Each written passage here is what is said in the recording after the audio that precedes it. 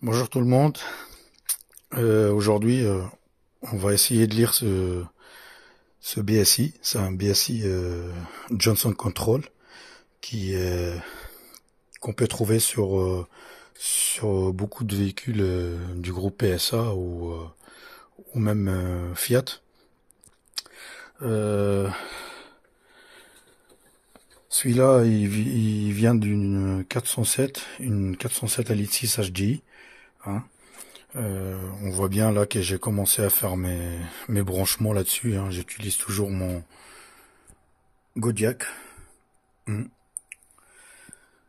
Voilà, ça c'est mes branchements. Ça c'est notre schéma de câblage. On voit qu'on a 2 fois 12 volts permanent sur ce connecteur là, sur le 2 pins. Un 12 volts après contact sur ce connecteur là. Sur cette pin là, je sais plus c'est quoi ce numéro. On a 2 ground de masse sur ce connecteur là, la 6 et la 8, c'est bien marqué, et on a le can low, can high, les deux cannes sur le même connecteur qui est la 33 et 31. Voilà. J'ai fait la même chose sur mon BSI. Alors, mes deux plus permanents, mes deux 12 volts permanents, ils arrivent directement de mon Godiac. D'accord. Mon 12 volts après contact, il est là. Mes deux masses sur ce 2 pins là. Et can high et can low. D'accord. Voilà, ce sera tout. C'est tout ce qu'il faut pour brancher un BSI. Vous pouvez aussi prendre les fiches directement à la casse et vous brancher dessus. Alors moi, j'en ai pas besoin. Je me débrouille très bien comme ça. Voilà. Et pour lire ça, on va utiliser notre SVCI plutôt. C'est un FVDI. Hein. C'est la British chinois, on va dire ça. Voilà. Et on va alimenter tout ça sur mon Godiac. Voilà. Voilà. J'ai mon alimentation. Je dois mettre à peu près un peu plus de 12 volts. Voilà. Là, c'est branché. Tout est branché. Normalement, il n'y a pas de problème. Maintenant, on va passer sur notre logiciel hein, à Brutus. On va aller sur Peugeot. Comme je vous ai dit, ça vient d'une 407 à litre 6 HDI. Voilà. Et voilà. Ça, c'est tout le branchement. Et ça, c'est notre pin-out. Que j'ai réussi à dégoûter sur internet. Avec un peu de recherche, vous allez le trouver, mais s'il y en a qui ont besoin, ils ont qu'à me demander. Je leur enverrai ça volontiers, y a pas de problème. Voilà, là on attaque. On va lancer une lecture ou une identification de BSI. Alors là, il reconnaît notre BSI directement. On voit que ça vient, c'est un moteur, c'est un DV6, c'est un bien litre 6 HDI. D'accord. Là, on a toutes les informations du BSI. Hein. La date de fabrication, tout, hein, voilà. On a ce qu'il faut comme information. On va y aller dans les fonctions spéciales et on va y aller lire notre code PIN. Ah. Vous pouvez sélectionner directement le véhicule. Hein. Moi personnellement, c'est même si vous le laissez sur Autodetect, ça va le détecter automatiquement. On fait un read, on entend bien notre BSI travailler, hein. Le relais, ils sont en train de claquer. C'est la preuve que ça travaille. Juste une précision, moi c'est un BSI que j'ai déjà lu auparavant. Ce qui fait que le logiciel Abrutis, il le reconnaît automatiquement et l'opération, elle dure que quelques secondes.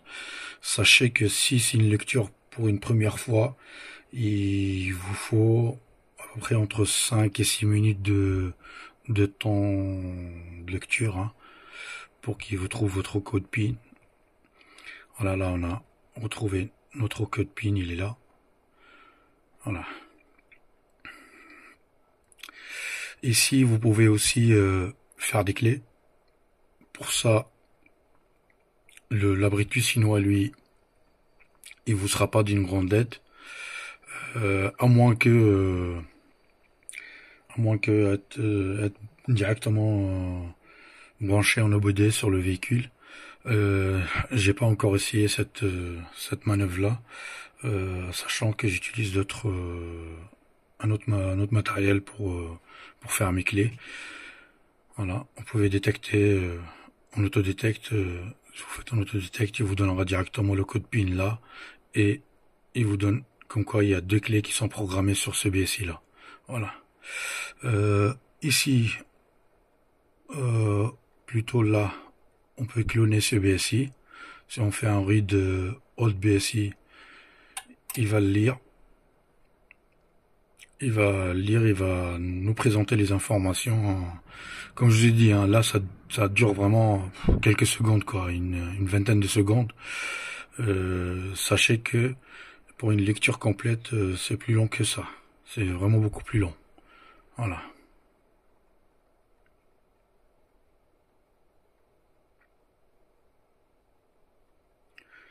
Là, il nous demande d'enregistrer le fichier. Personnellement, je l'ai déjà enregistré, mais bon, on va pas refaire la manip. Et il dit que ça a été un succès. Si vous voulez le réécrire sur un nouveau BSI, si vous prenez un autre BSI à la casse et que vous le virginisez, que vous voulez réécrire toutes les données sur le nouveau, bah voilà, vous utilisez cette fonction. Voilà. Autre chose, je sais plus si c'est ici. Non, ici c'est pour lire les airbags de ces véhicules. Et là-dessus, on va pouvoir lire que le flash. La première fonction que je viens de montrer, le clonage de BSI, en fait, il prend un full backup. Hein, c'est une sauvegarde complète du BSI qu'on va utiliser pour cloner un autre BSI. Ici, on récupère que notre flash. C'est-à-dire, si je sélectionne le BSI Johnson Control 2008, je fais read flash, bah là, il va lire que le flash. Et vous voyez très bien ici, ça prend à peu près 5 minutes pour lire le flash. Voilà. Moi, je vais vous épargner l'attente de 5 minutes. C'était juste pour vous montrer comment brancher, comment le lire avec un FVDI. L'autre méthode consiste à le lire en démontant le BSI et en soudant des fils sur des points précis. Là, c'est beaucoup plus facile, hein. Ça nous prend beaucoup moins de temps, il y a beaucoup moins de travail. Et voilà. Le seul inconvénient avec cette méthode, c'est que le SVCI ne donne pas une lecture séparée de l'EEPROM. C'est-à-dire, dans tous les cas, si vous avez besoin de lire l'EEPROM séparément, il va falloir quand même démonter le BSI, dessouder l'EEPROM ou se brancher dessus avec un clip, quoi, et les lire avec un programmateur plutôt. Moi, j'utilise pas mal. Vous pouvez utiliser, moi là tout à l'heure j'en ai utilisé l'EEPROG, hein, pour récupérer fichier EEPROM là-dessus. De mémoire, c'est un ST95 128 si je me trompe pas. Et voilà, c'est c'est la seule façon de récupérer les proms. Voilà. Je vous remercie de m'avoir suivi. Et n'hésitez pas si vous avez des questions, si vous avez besoin du schéma de câblage. Il n'y a pas de souci, envoyez-moi, laissez-moi dans les commentaires, envoyez-moi un mail. Il n'y a pas de problème, je vous envoie ça volontiers. Merci et au revoir.